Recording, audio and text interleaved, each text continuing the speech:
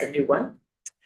Good afternoon. This is the House Appropriations Committee. It is Thursday, February 5th, 2026. It's just after 1 o'clock, and we're continuing to go through the FY27 budget. And we're delighted to have the Office of the Defender General with us. So welcome, Matt and friends. If you would like to introduce yourselves and take it away, that would be great. Thanks. Sure. I'm Matt Valerio. I'm the Vermont Defender General. With me is Katrina Lumbert, and she is our financial director. And she's now been with us for a couple of years, with just a little lingering assistance from Laura Evans, who's now apparently in her 56th year. But she is, yeah. Well retired. Well, yeah, I hope she's enjoying it, although we do call her every now and then. So this is the 27th budget that I'm managing, and so done this before. Just to remind everybody, this would also be the 27th budget that we will go forward with, and will operate within budget without budget adjustment during the entirety of that time.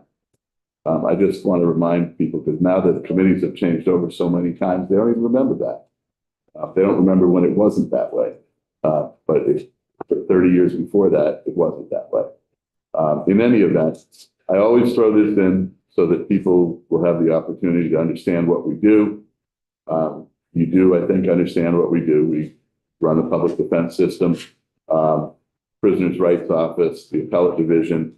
I provide advice to the legislature and to the governor on policy matters, and obviously manage the budget and 120 more or less contracts across the state that provide the service, as well as 80 or so state employees. This is our basic structure. This, for whatever reason, no matter how many times you go over it, does get confusing for people. I don't know why. On the one hand, we have our primary public defense system, which is part of the budget, public defense, and the other side is the assigned counsel conflict side of the budget. We manage both sides of that budget. The conflict side of the budget, aside from some staff administration, is almost all contracts, and it has to be that way to comply with the rules of professional responsibility that govern attorneys. So all of those blue and green positions are contracted out on the right there, assigned counsel. Right. Right. Those are all contracts except for we have a portion of one of our people who is a staff person who does only administration, and basically it has to do with like statistics. It doesn't have to do with any of the provision of service, but any of the service provision is done by contractors. And what tends to get confused is that you guys, either, doesn't matter which side, House, Senate, the governor's office, they put money in the wrong side when I need it in the other side. And then I have to deal with that, well, actually Katrina deals with that later to try to fix it so that we don't run afoul of it. In the right spots. Yeah. So I think it bears going over the governor's recommended budget, what it does, and what it doesn't do. What it effectively does right now is continues to provide the current service level. And we have built in, as you know, a lot of the budget kind of writes itself. Your union contracts and your steps and the like. And it provides for that funding. Every year, anytime we get to the year where we are negotiating our primary public defense contracts, if you remember, on the primary public defense side, we have staff offices and we have contract offices as well that provide primary public defense services. So, for example, in Washington County, it's a private law firm, even Kidney and whatever they are now, has that, and they've had it for decades. And in Rutland, it's a staff office. In Chittenden County, it's a staff office with state employees. Every 4 years, when I started this, I wanted stability in the budget that we could predict, and so I negotiated 4-year contracts. And this past year, I had been reappointed, and I negotiated 4-year contracts to go with that. And so it does provide the year. This one provides the year 2 increase that was negotiated as well. We have over a period of time, and I'd love to go into the history of it, but I can't do it in half an hour. But when I very first started, I established these serious felony unit contracts that only do murder cases, and they were originally budgeted in fiscal year 2002 for $150,000, and I convinced, and the money was held at the time. We were in a bit of a fiscal crunch. It was right after I started, immediately after I started, and I convinced Governor Dean at the time to release that money, so that because we'd end up saving a ton of money compared to the system that had been in place. And I said I could make them work for $100,000 instead of $150,000 each. Right now, as of today, those serious felony units are getting paid $150,000. So the bottom line is 26 years later, or 25 years later, I've still implemented those things that the original 2002 fiscal year amount of $150,000. And so they've gone up a bit and, over time, but literally 25 years later, they've reached the funding level per unit that they had in fiscal year 2000. So I said, I want more money for them because they need to get paid more. The governor's recommend does provide for that. And we have serious felonies in public defense and in assigned counsel, and it's more of an accounting thing because they cross over. All that means is serious felony units can take both conflict cases and cases out of the staff offices.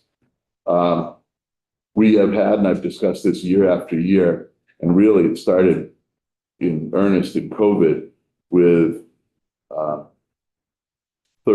our other personal services in, I don't know why it's in the assigned counsel side. This is one of the things where I said, it provides an increase for other personal services in assigned counsel, but it doesn't do it in public defense.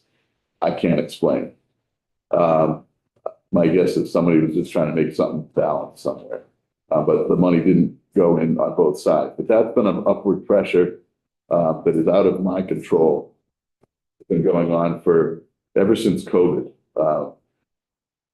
particularly with regard to mental health screeners, private investigation, and like expert services that are related to defending cases.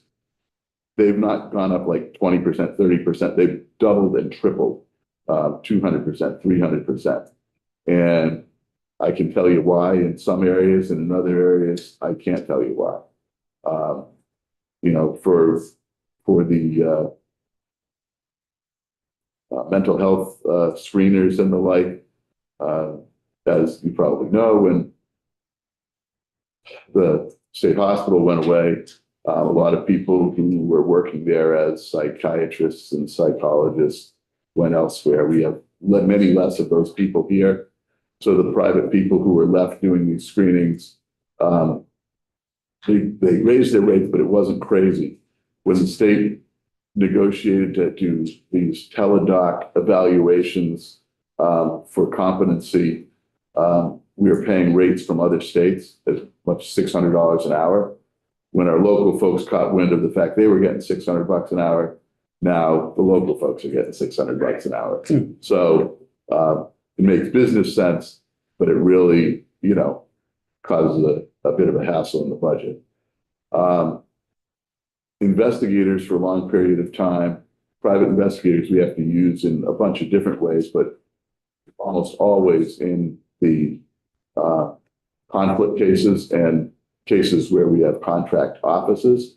A couple of years ago, I raised them from over time. When I first started, they were like $25 an hour, and then they ended up over the years, they're at $50 an hour now.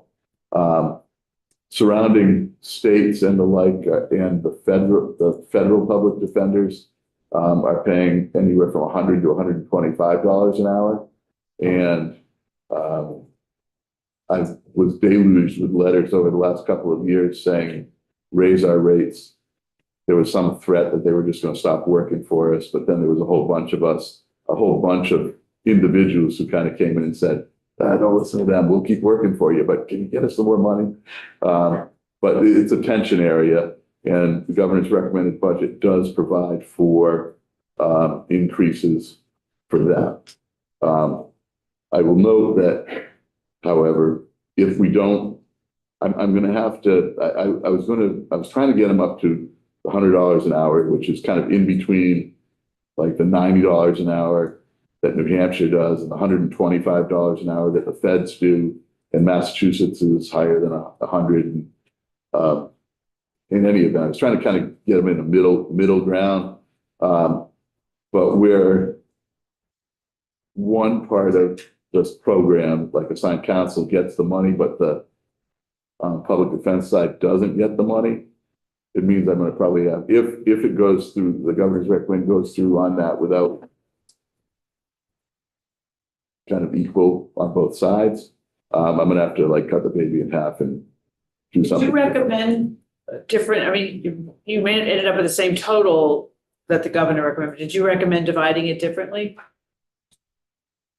So it wasn't all to assign counsel, like? No, I recommended it so that it would go on both sides. I don't know why they chose to, I don't know why, I don't always get a why, but one side basically said, yes, we're going to fund the private investigation on the assigned counsel side, but not on the public defense. So you requested it for both sides. You got it for one. You didn't get twice as much in one and Right. on the other. You just got it for one. Right. It's like I got half. I gave you half your request. So my question is, could we take that half a request, whatever that number is, so you got $100, can we put 50 in one and 50 in the other, or does it all have to be in one? No, it doesn't. I mean, that's actually what I just said, is that if it ended up in one, I would do something like at the end of the year when we reconcile these things. And instead of giving them $100 an hour, I'd pay them $75 an hour and split the money. Like I manage these things based on what. Does it need to be done in the budget itself? Or can you do you just have the authority to do that without us getting involved? I can do that without you getting involved. Ideally, I'd like to have the money on both sides. Right. So, but that's the decision you'll have to make. And I outlined this at the end of this presentation. There's another bullet here that says that they provided us with some amount of money for rent increases. I always find it interesting, though, when I'm dealing with rents and new office space and that sort of thing, that, and I've asked this question very directly, and I end up getting in the battle with BGS about this. They'll come in and say, oh, we got a good deal for you, and you got some rent, and it's going to go up 20%. And I'm like, do you know that the budget thing we have to do says 3%? We don't pay any attention to that. And I'm like, and so I said, well, I'm not doing 20%. And then I get involved with negotiating directly with the landlord, and I cut BGS out. We end up getting somewhere 7-8%, or not way less. Yeah. But the bottom line is, I get involved too much in I don't mind actually, because I was in It private. doesn't happen unless you get involved. Right. That's the bottom line. It's a whole other issue. And we can talk about it some other time.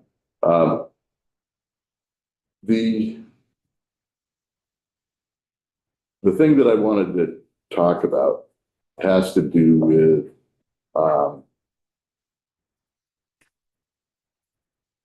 caseload and pay for the contract side particularly, and the struggles that we have hiring. I think it's like any profession, maybe any business at all. We have incredible difficulty hiring people. 25 years ago, when I started this job, if I had an opening in Chittenden County, for example, for a staff public defender, I'd get 100 applications. Now I wait 3 months. I get 4 applications. None of them are licensed in Vermont. None of them have practiced criminal law. So we've done some things to kind of get around that. I, actively recruit out of state to try to bring public defenders in from other states. And we've been reasonably successful, but on a kind of a case-by-case basis. As you might expect with people coming from out of state to Vermont, they don't really know Vermont. So the only place they want to be is Burlington and Montpelier. They don't really want to go to Lamoille County or Franklin or, God forbid, Essex or, I've had people come up and say, I got a nice spot for you right here in Rutland. And they visit and they're like, I only want to go to Burlington. Or you and everybody else, and actually it's not everybody, but the other 3 who might be interested would go. But it becomes a big issue. And so it is difficult to hire. And you're seeing, we've had some fortunate luck because the New Hampshire public defense system is in absolute turmoil right now. And I've been able to hire like 5 people away from there in the last year because they're leading public defenders and they're trying to escape. So our border public defenders have done all right on that side. Nevertheless, it becomes a problem. The biggest place it hits is in the contract system. So I want to show you a couple of things. I only give you this for background. If you remember, I gave you this, you probably don't remember, but I gave you this slide last year. Fiscal year 24, we saw modest increases across the board as far as felony cases and misdemeanor cases. Probation violations went up 60%, which is enormous. This, by the way, presentation is so hot off the presses, you're probably getting ink on your hands because I got literally we haven't been able to hire our data manager person, and I've got people doing multiple jobs to do this, but they just got me. I got the full fiscal year 25, and I got some stats for 26. I wanted to show you those. Okay, and we don't have all these pages in the report that we have. No, because this is brand new, like as If of. you send it to Autumn and then we can post the updated one. Absolutely. Yeah, that'd be great. Thanks. But if you see this, in 25, across the board, we had an 11% increase in cases which are actually clients, those are people overall. Particular counties saw significant increases, and I've highlighted those. You can look to your own county and see how you're doing. Again, probation violations are a big issue, but since we've come out of COVID, we have seen increases every year on top of increases. This is the juvenile side of the program. Interestingly enough, last year, or fiscal year 25, which ended in July, was basically flat. And I noted the TPR, see how it says down 11%? If you remember, it was down 11%, but the prior year, it was up like 80%. So yes, it's down 11% compared to the year before, but that doesn't mean that it is healthy. It just means that we couldn't, I can't even imagine sustaining like that kind of growth. Bottom line is we're basically flat from in fiscal year 25, right? You notice particular counties that I pointed out, and usually, so you see like in Orange County had a big increase, 188% increase in juvenile cases. What that tends to happen is, particularly in like the smaller offices, the district DCF offices have turnover or something to do with staff. So like the year before, they're really low and they don't file a lot of cases. Then they get restaffed, rehired, and then you see an increase of cases that have been pending. Orange County is not particularly a large county. I don't have a big worry about that. Usually when I get worried is when I see some of the bigger counties, obviously like Chittenden County, Bennington County, Rutland, Windsor, Washington. Those are the ones, if I see big increases there, then I know we've got a problem. And I'll show you the problem in a second. These are I just wanted to let you know, this was a part of the stuff that was hot off the press, like literally through the end of December. The first half of 26 showed and this is compared to the first half of 25, showed an increase in about 6.7% overall. And if you remember, I showed you 24, 25, now 26. It's always increase, increase, increase on top of what was going on before. The part that was worrisome, which made me, and then made me feel a little better as it went by, the beginning of fiscal year 26, that first quarter, I was in here testifying at something, joint justice oversight, and I know the press was talking to me about it. But we saw a massive increase in caseload in Chittenden County. It was like 39% in a quarter. But as we closed out the first half of that year, of that fiscal year, the second quarter was way down compared to the first. And so we were basically flat compared to, in Chittenden County, compared to fiscal year 25, the first half. That made me feel a lot better because it was scaring me to death to see 39% increase in a quarter. In the biggest county we have, it was Chittenden County is like 40% of the state caseload. So, that's troubling. It's a lot. Wayne has a question for you here. Yes. A couple, what's the nature of the crimes driving the increase? And secondly, did what's going on down in Burlington, I think that has had an effect in the short term? Well, it really, remember, there isn't an increase, number one. And if you actually look at the first couple of columns and look at cases, because those are actually clients, it's like 0.3% increase, 4.1% for misdemeanors. And then the biggest thing that's pushing everything is probation violation. This is probably way into the weeds for you folks, but we've gone through Justice Reinvestment 2, Justice Reinvestment 1. The thing that drives incarceration and the thing that drives caseload tends to be two things.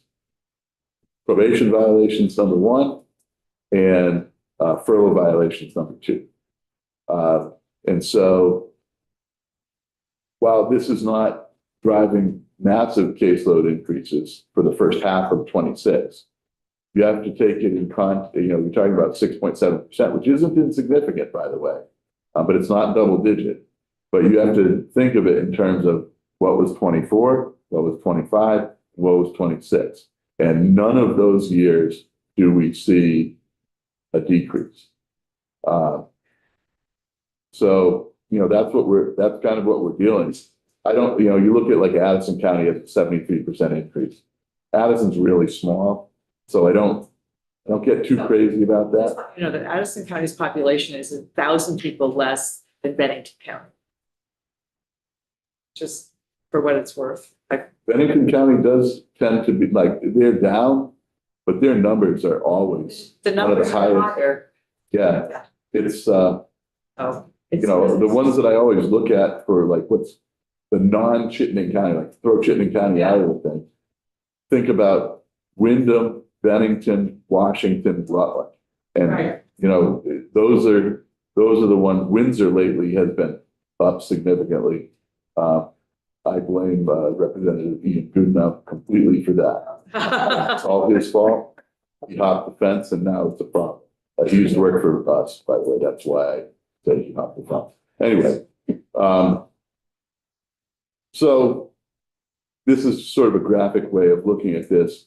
During that in the first half of fiscal year 25 compared to the first half of fiscal year 26, the one thing that is remarkable is that in both years, the other cases, which are probation violations that would drive everything, we are up this year, and last year we were down during the first half of that year for misdemeanors and for felonies. And felonies were down significantly for the first half of 25, but they caught up kind of by the end because they ended up being up at the end of the year.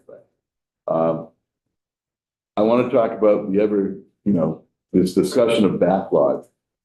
These are gross numbers, and I highlighted at the bottom the kind of points that I think are interesting to talk about. We started in fiscal year 25, and I'll show you a little bit graphically how this all works. But we were over 14,000 cases in the backlog. They declined. They were kind of even. For whatever reason, I don't know why, every single year, and I've been following this pretty closely, I love statistics and how they work. In August and September, the backlog always goes up. And immediately thereafter, the next 3 months, it drops. And it drops a lot relative to the total amount. As of January 1st, we're down to 9,200, 9,276 compared to over 14,000.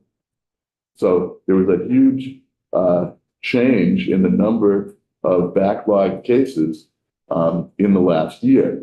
I throw this in there. This is a 1 month snapshot of how many pending cases are included in the backlog overall. You can see and this has to do with criminal in all of the counties. Legislators like this because they always want to look at how their own county's doing. And overall, it doesn't mean too much to me, but it is for your information. You may be interested. So you have lots of really interesting numbers, and we're starting to run out of time, but I'm wondering what sort of top level, what should we take away from all of this? I'm getting right there. Okay, great minds. All right, so if you look at June of 24 to 25, that little dotted line was kind of the trend. And we were basically paying off this backlog, like by making the minimum payment on your credit card, sort of thing. If you look at this past year, it was kind of flat, and then this is what happened. So we're making significant progress. And if you over the last year or so, I think a lot of it has to do with the fact that the judiciary has all of its judges. They were down as many as 5, 6 judges at a time, and like you get 1 or 2 every now and then, but we had all of them kind of came at once, which was sort of a pain in the butt for those of us in the field, because it was just it was difficult to respond to that. I wanted to show you something. This is remarkable. All right.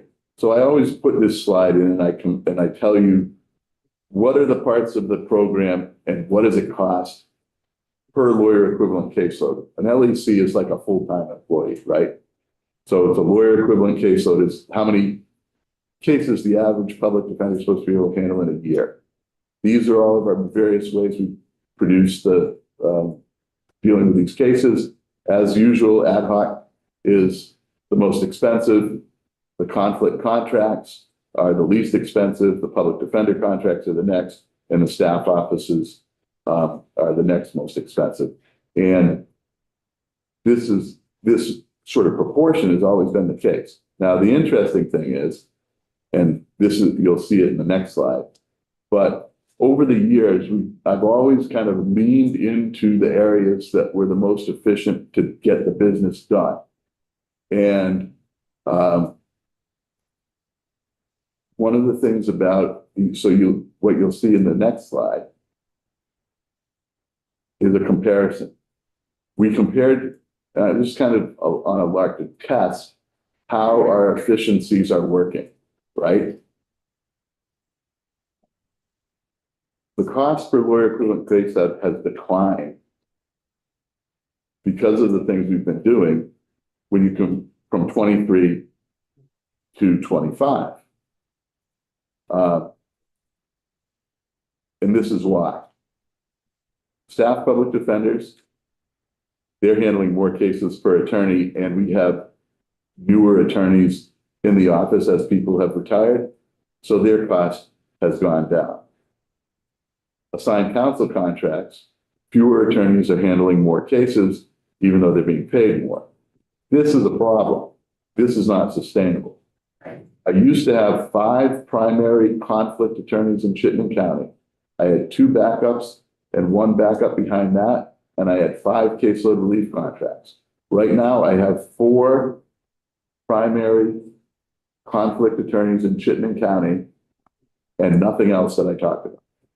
I have nobody behind them. I have statewide caseload relief contractors where I need to. I will push cases out to them, but they're not taking the contracts. And I'll tell you directly, they aren't getting paid enough for the caseload that they're doing. And for whatever reason, and there was a period of time we went 8, 9 years with no increases for those people. And the governor's recommended budget this year also puts no increases for those people. That is the most efficient way we do business. So those assigned counsel conflict contractors, all right? That's where you should be leaning into. That's what I do. I will scrape money out of any place I can find to make sure I can pay them as much as they deserve to keep them on. But I warned about this year after year, and it started incrementally where we lose 1. Well, in the last 2 years, we've lost 6. All right, that's just Chittenden County. I could go around the state, but you don't have time. No, we really need to wrap up. The public defender contracts began a cycle, and so the fact that they're a little higher compared to 2 years ago reflects the increase, but it is much lower if you go back a period of 5 years than the inflation rate. Ad hoc is interesting because the payment per ad hoc has gone down. Why? Because the program we put up is doing exactly as it should do, which is only misdemeanors are getting to ad hoc, and they are way cheaper. And that's why they're number 1 down. So this is just the chart I show you where ad hoc has gone compared to the 25-year period. But the whole goal is to keep us out of the most expensive way we do business. This is in your packet, your ups and downs, so to speak. You all know what that's about. Yep. And this is the last thing. What did not? I don't know where that one's in there. That one. See, this is when I'm working off. This is the one I want you to pay attention to. Okay. Fiscal year 27 budget, not 26. Yeah. I talked about the fact that the other personal services investigators was on one side, on the assigned counsel side, but not on the public defense side. That's the first one. The second one, there was no increase for assigned counsel contractors. I just talked about that. This last one has become a quest. This is my white whale. I've seen this one a few times, yes. Yeah. This is, I think you tried last year. Whatever happened, I got the money in the budget, but for whatever reason, it ended up in a one-time item, not in the base. I think it was an oversight or a mistake, but this is 4 years in a row. I've been trying to get this dough. Please put the $80,000 in the base where it belongs, because I got to train people. It's not like I didn't have it last year, because I did, but. Yes, we hear you. Okay, thank you so much. Doesn't mean we promised you anything. No. I never. The other 2 things I always bring up is Public Defender Special Fund has not approached what our spending authority is for years. All that you need to know about that is what you really, by that being the case and not replacing it with general fund dollars, I'm always starting with whatever the difference is as a whole. Because I'm not going to spend the money that's not there. And that's the 290. Vacancy savings, I think, is in our budget right now at like $610,000. That's not happening. So that's money I've got to make up somewhere else. So, you know, the last two are those theoretical kind of things you deal with. The third one on the first line is money I've already appropriated to me year after year, but not in the right place. The two big issues are the first two. And honestly, in a $30 million budget, if $500,000 is the difference, we're doing pretty well. Thank you very much. Appreciate it. There we go. All right. It's like our, And given that I started a little late, I think that was good. I think you did a great job. Great Thank you, Trevor, is your contact, as you know, as continues to be, and we'll funnel questions through him. And we're keeping track of all the requests that people are making. So thank you very much. Thank you. We will see you again sometime. Probably next year. Okay, so committee, we have VPIC next. Hi there. You guys want to change seats? Did you give me anything for that for VPIC? Oh, you got the picture back. That's oh, okay, that's still fine. Great. Thank you.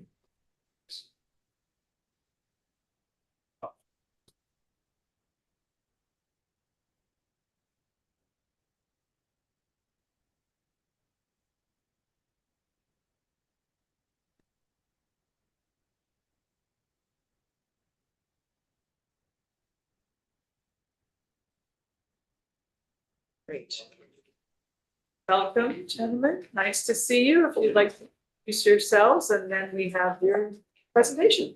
Thank you very much, and thank you, Madam Chair, and thank you, members of the committee. My name is Tom Galanka. I'm Chair of VPIC. I've been Chair of VPIC for 10 years. So this is my 10th year. Congratulations. Whether that's good or bad, President for 10 years. I don't think they give me anything other than the satisfaction. The joy of doing with us. I will note in that 10-year tenure, our 10-year return is 8.3% annualized. And so we've met in that 10-year period our actuarial assumptions and exceeded it in every year in that time. So I just want to start our presentation. Thank you. Well, 10 years ago, we had about $3 billion in assets in the pension funds, which make up the state teachers, state employees, and the municipal side. Right now, we have about $8 billion. And so you can see the growth in assets. One thing about pensions, though, it's like a moving train. So your liabilities are increasing as well. I see Chris here as well, so you can address that. But we're in charge of investing the funds. And we have a staff of 4. Eric Henry is the Chief Investment Officer, and he's with us today. And he's helped put together the specifics of the budget. And I'll let him talk after me. We've been very lean through the years. I think we charge, on average about 4 basis points. And in comparison, most state pension funds charge about 12 basis points. So we're like 1/3 the cost of what most states run their pension investment team. I think we've done it. Our pension private equity performance has been rated #1 in the country for 2 years in a row for 10-year performance. I think that goes a long way in helping us meet the pension obligations of the state of Vermont. So I want to thank you for your support through the years. We submitted a budget that was in line with the governor's request, which was up 3%. And so I'm not really here to talk about that. I think it's self-explanatory. The one issue I do want to bring up is we are listed in House Bill 567 to potentially take over investment of the OPEB funds from the state treasurer's office. Oh, yes. And so if that occurs or if that passes, we respectfully ask for one more position to help us with the administration of that role. OPEB. That is in the bill itself to add. It is. It is. Our position is not in the bill. Oh, yeah. We would need it to be added. We would need to be added. There is support from the treasurer's office to add it, but it wasn't added into the bill. We requested it be added, but it wasn't. That's in government operations. That's correct. Yeah.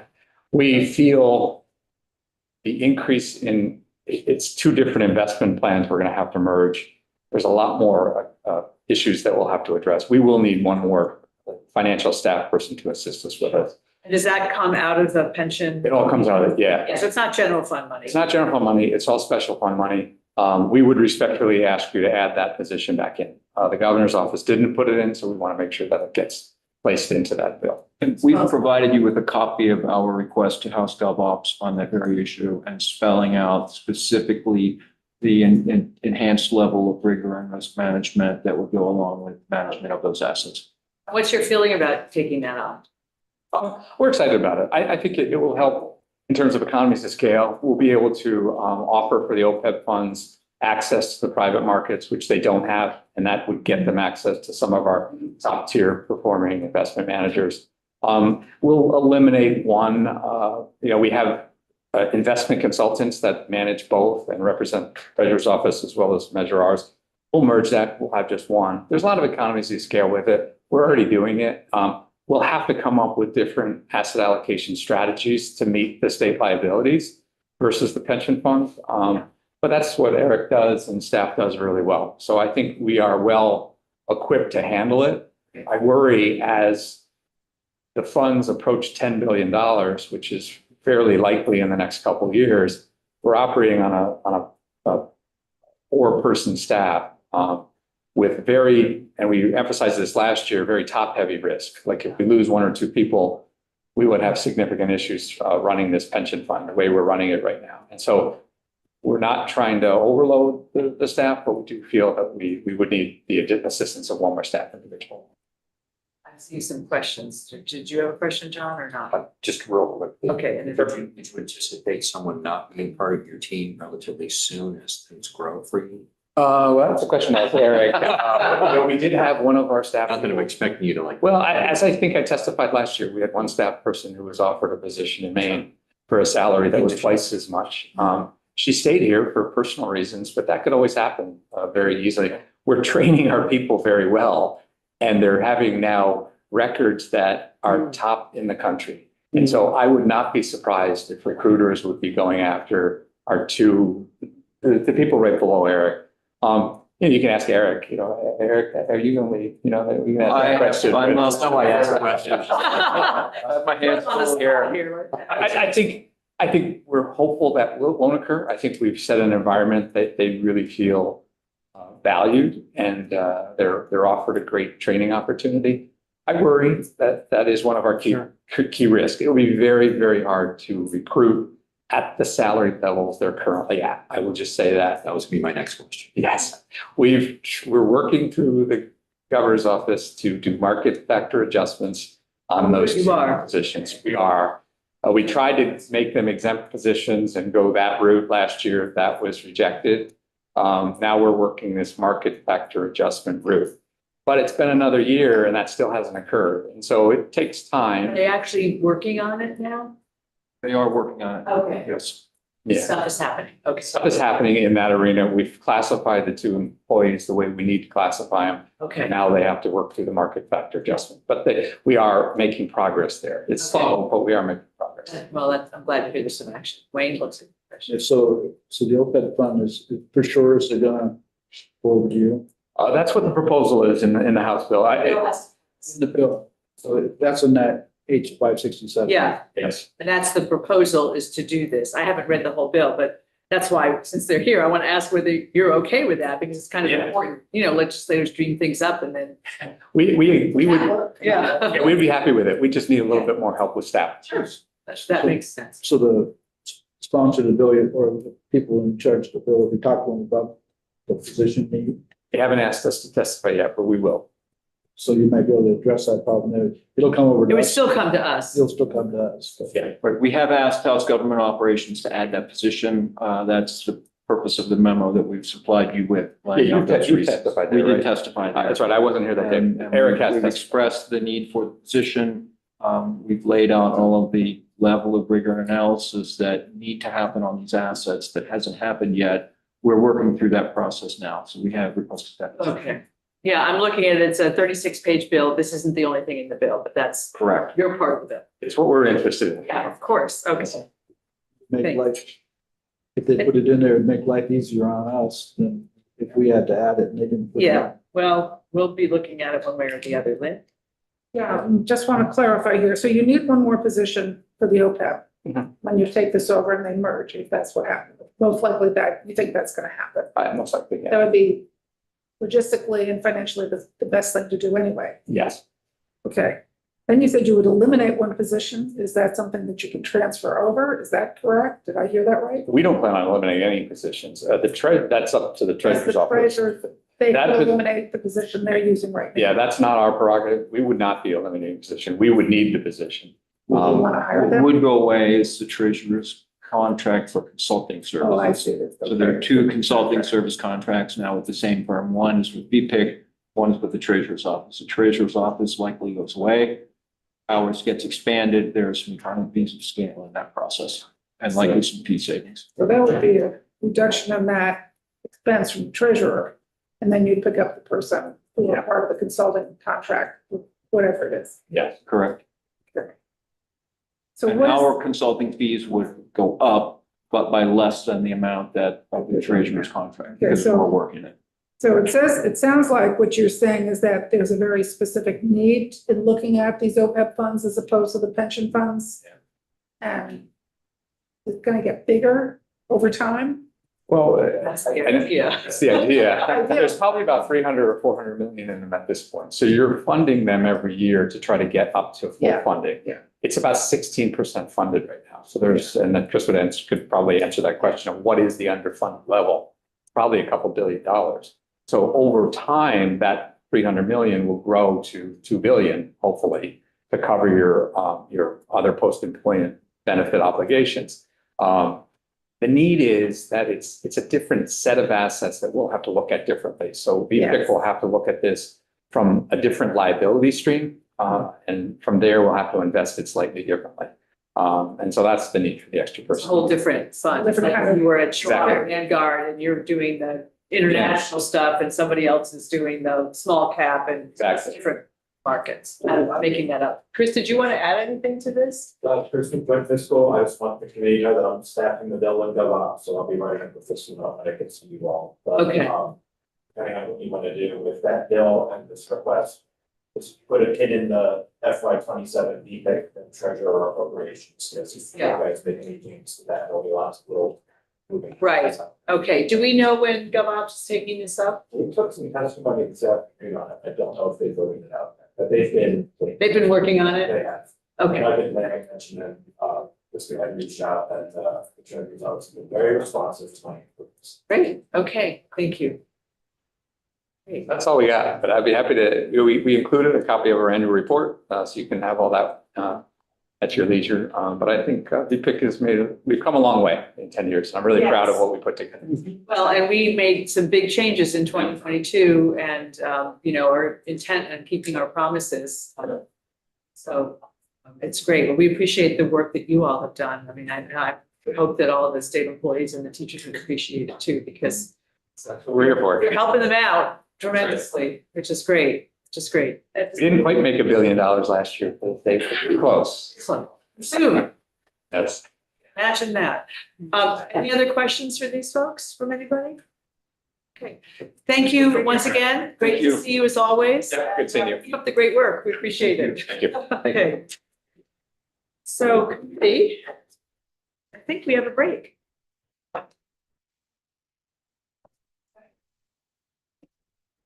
On the floor later, Madam, Oh, you have to go, don't you? that's the prepaid burial. That's at 3:30, I think. Yes.